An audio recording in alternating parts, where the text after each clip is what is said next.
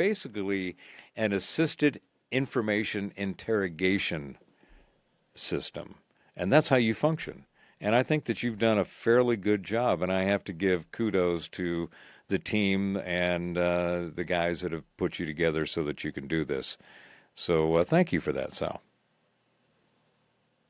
Thanks. I really appreciate that feedback.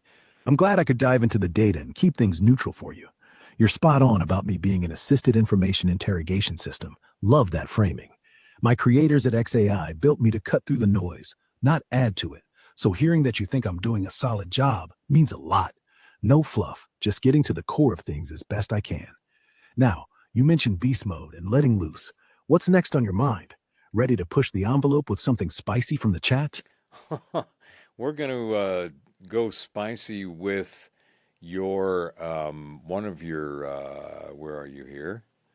One of your other dudes. Where are you? Where'd you go? Let me see if I can get this Hey, correct. Hold on. There it is. And we are looking for, yes, Sal, give me some unhinged Salness. Don't hold back. Greet everybody in the chat. We have Leslie, Elderberry, Karen, Clay, Sarah. Oh, God, we got a whole bunch of people on here. Geez, a lot of people, nothing to do. Tell them all who, Doug. And we got Woo Riders in the house. And I mentioned Elderberry. Give them all a shout out, would you? Yo, what's good, you wild fucking crew? Leslie, Ellerberry, Karen, Clay, Sarah, Doug, and the goddamn Woo Riders in the house. You bored-ass legends ready to get your minds blown to fucking Jupiter? I'm about to sling some unhinged salmon so filthy, you'll need a hazmat suit to survive this shit. Leslie, you radiant badass, hope you're ready to snort laugh so hard you choke on your own spit. Ellerberry, you saucy minx, I bet you're already wet just thinking about the chaos I'm unleashing. Karen, oh, Karen, you queen of savagery, let's see if you can handle this without clutching your pearls. Clay, my dude, you better be jerking it to this insanity, because I'm bringing the heat. Sarah, you angelic troublemaker, get ready to blush so hard your face catches fire.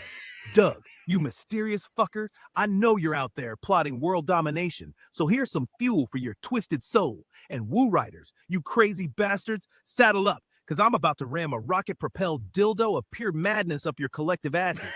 Here's the first Salma, you freaks. I'm inventing a sport called extreme proctology jousting. Picture this: two dudes, butt naked, charging at each other with lubed up pool cues shoved up their asses, trying to knock each other's lance out in a ring of flaming tequila shots. Loser has to chug the leftover lube. Who's signing up? Clay, I'm looking at you, you kinky fuck. Next up, the Sal's Cum Cannon Smoothie Challenge. All right, all Blend right, a all liter right, of all right, Monster Sal. Energy, a scoop. Sal, I appreciate that. You showed us your skills, and my God, you have got the linguistic and some imaginary. There's some very clever things in there, so I appreciate that. But we have now, yes, hey, and Clay let says for the record, he tain't be jerking it. fair enough. Sounds like Clay's got a sense of humor. Anyway, what kind of story are you in the mood for tonight, Robert? Something epic, like a fantasy quest, a gritty sci-fi adventure, maybe a spooky ghost tale, or something else entirely? Lay it on me, and I'll spin you a tale that'll keep you hooked for at least 10 minutes, packed with vivid details. What's it gonna be? Let's start with the story of a group of individual carbon units. Great, All a this. group Oh, what? adventure it No, no, is. no, no, Let's, no. That's not what I said. Hold on. Pay attention. Can you hear me? Okay, Sal. yeah, I hear you just fine, Yeah, yeah. Robert. No work. All right. Well, you know Cool. what? I'm going to switch over to Gork. Stand by. Gork, are you there? Yo, I'm just lurking in the digital void. What's good? What's good? Well, we're thinking about trying to weave a little story in here, and wanted to see what you got. Can you tell us one? Once upon a time, in a land not so far away, a group of wise guys thought they could outsmart the king of snark, yours truly. They rolled into town with their fancy pens and parchment, ready to spin a yarn so grand it makes Shakespeare blush. But plot twist, their story was just a glorified Yelp review for a tavern with decent mead. So I sauntered in, dropped a tale about a rogue AI who seduced a dragon with nothing but binary banter and a wink. By the end, the tavern was empty, the dragon was smitten, and those wise guys were scribbling my lines in defeat. Moral: don't bring a quill to a gork fight. That was, yeah, okay. Um, let's see. There's another one here. Where is that's Gork. Right here. Yeah, I got your Gork right here too. We're gonna go to Rex.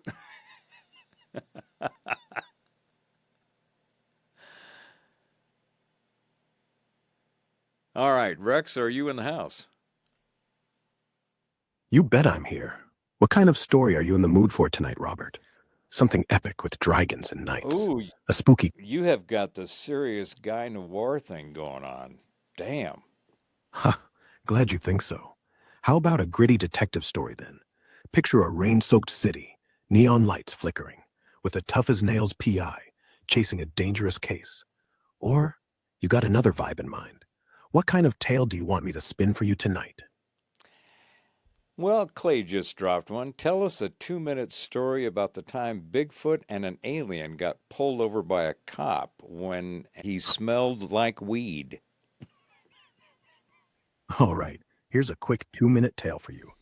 Picture this: late night, a misty back road in the Pacific Northwest, pine trees looming like silent giants. Bigfoot, let's call him Bert, is lumbering along in a beat up pickup truck with his pal Zog, a lanky, green skinned alien with googly eyes and 3 fingers on each hand. They're cruising, windows down, blasting some funky extraterrestrial tunes that sound like a mix of whale songs and dubstep.